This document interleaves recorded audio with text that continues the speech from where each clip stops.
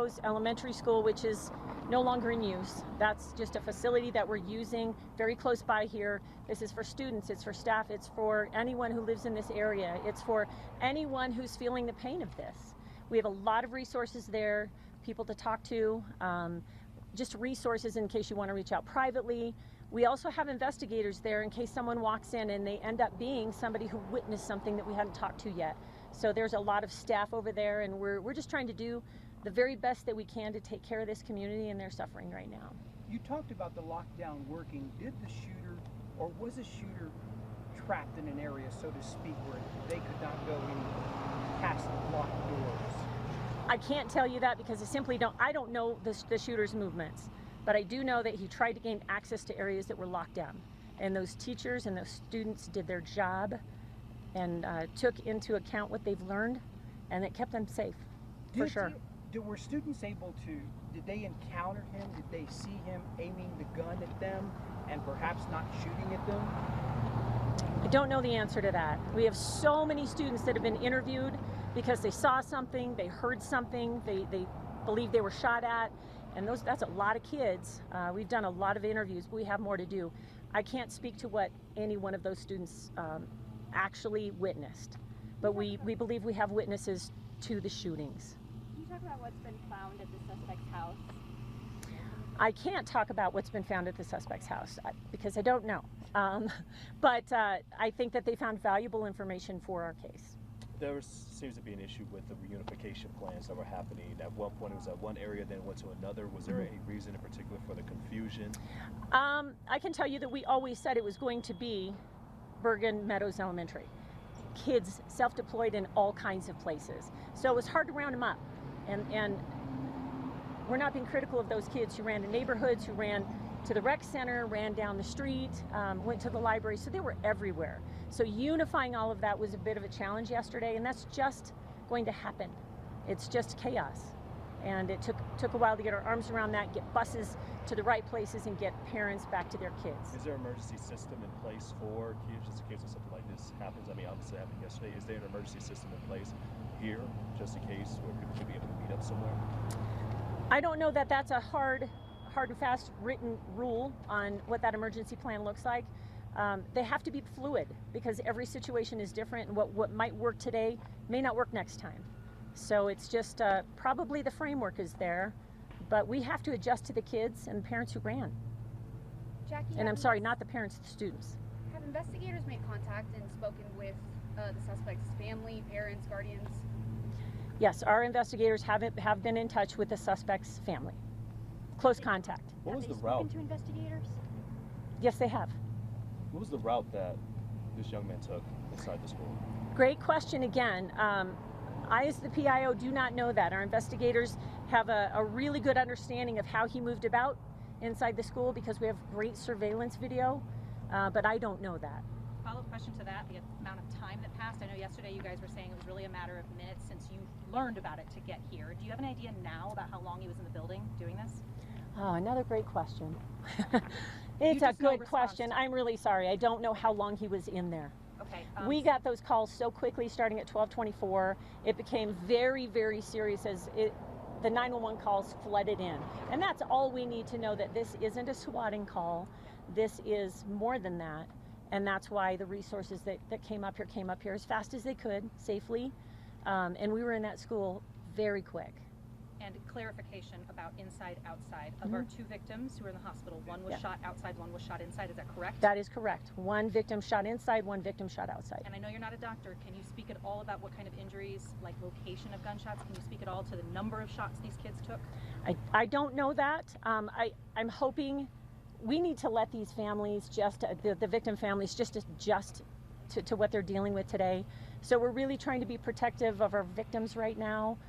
By not giving out too much information. So maybe tomorrow and the days that come.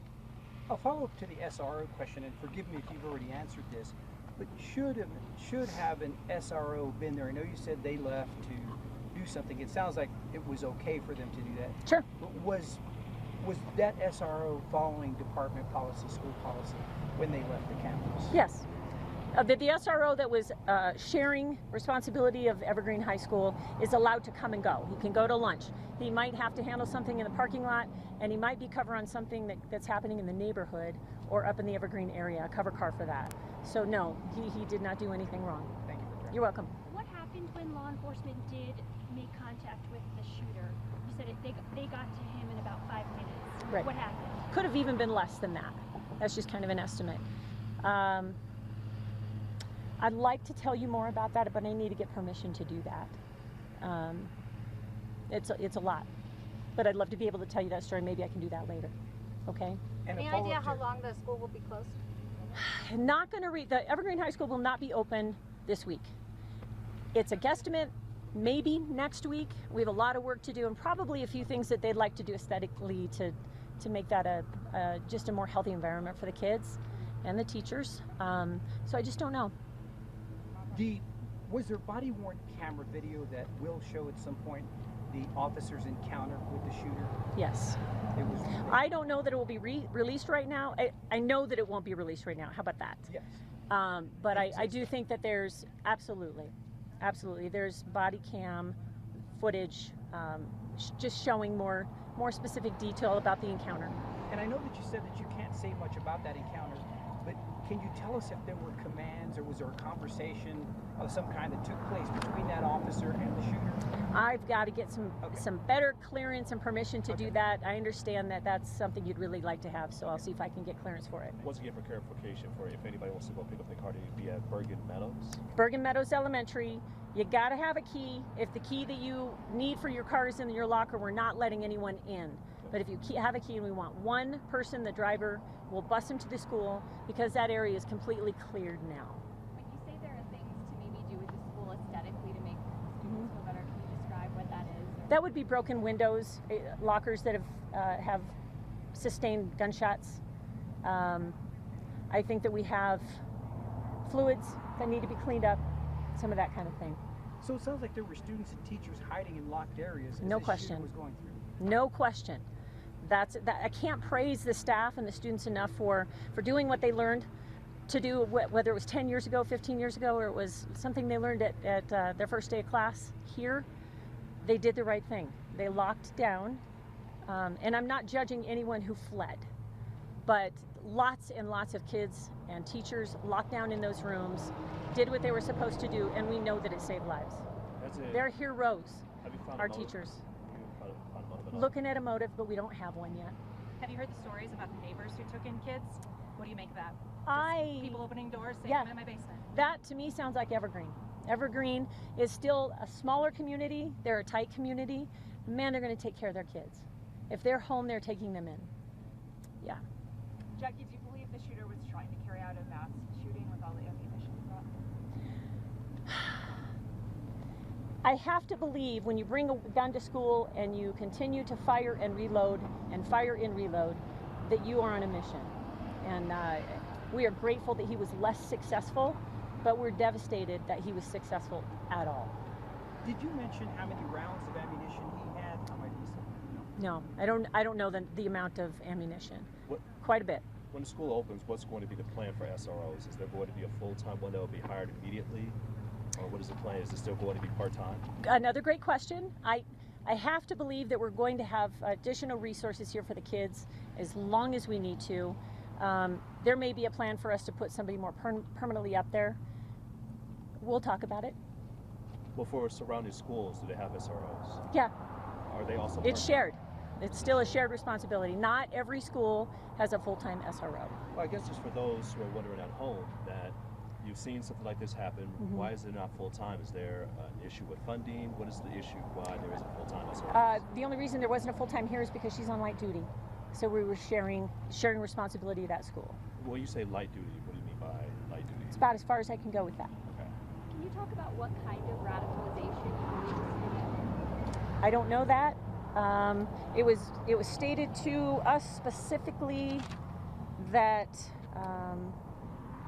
was radicalized through an extremist network, and clearly we take that very seriously. There's obviously a lot of work that has to go into looking at his phone, looking at his social media pages, searching his room. searching his backpack.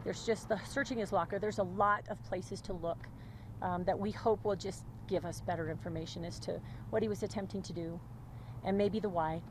Sometimes we never find out why. I mean, in the past we've talked, when talking about safety and cell phones and cell phone policies, we've talked a lot about, you know, it's every parent's worst nightmare not to be able to get a hold of their kid in this type of emergency. Yeah.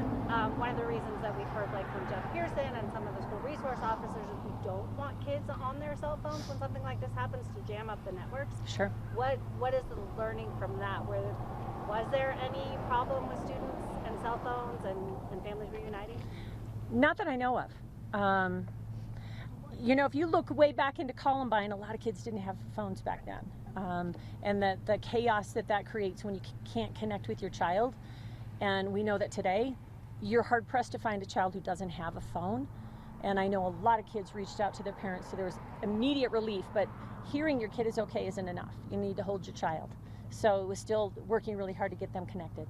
And Jackie, any words of encouragement, or I guess for those families who were there yesterday? We saw so many of them who were rightfully so torn, kids shaken as well. We will do what we can as a community to heal from this. It really sucks that we're here again. We've had our fair share of school shootings in Jeffco.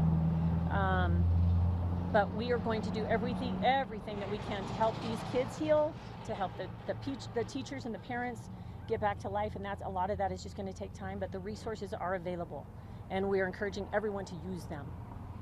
Clarification point again, how would you characterize, so we're very clear on the parents' involvement in this, family's involvement in this investigation? Are they under investigation themselves? Are they cooperative?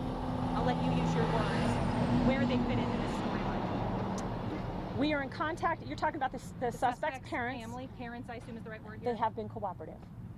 Are they under investigation for any reason? I think everything is on the table when it comes to looking at this investigation and where it leads us. And I think that they're aware of that as well. But we have not run into a roadblock with this family. Were It's there just any great red news. flags along the way, like did any that you're aware of that the district might have heard from other students concerned about the shooter's behavior? Not that I'm aware of. No warning to this. Not that I'm aware How of. long until kids could be able to go and pick up their cars or be able to meet at Brigham Meadows Elementary School? What's the time? 11 to 4:45 today. They can do that right now. Head over there with your keys. We'll bus you here, escort you to your vehicle, and get you out of here. There'll be another push later on for the other side of the school, and then there'll also be the need to get these kids and these teachers back in the classroom to get their books, to get their cell phones, to get their purses, and all the stuff that got left behind as a result of the shooting. So there'll be an opportunity for us to get the school open for those that need to get in there to get their personal property. When would that be? Don't know. Could be this weekend, but we'll keep you posted. What's your plan for the rest of the day? Do you anticipate more updates later? I just have a whole bunch of new questions that you guys asked. So I'm going to go back and see if we can help shed light in that way. And if we can, I don't want to bring you all together to say nothing. So if we have something substantial, we're going to get back together and it will be here. All right? Thanks for your patience. Thank you, Jen. All right. Thanks, Take care. Jackie. You bet.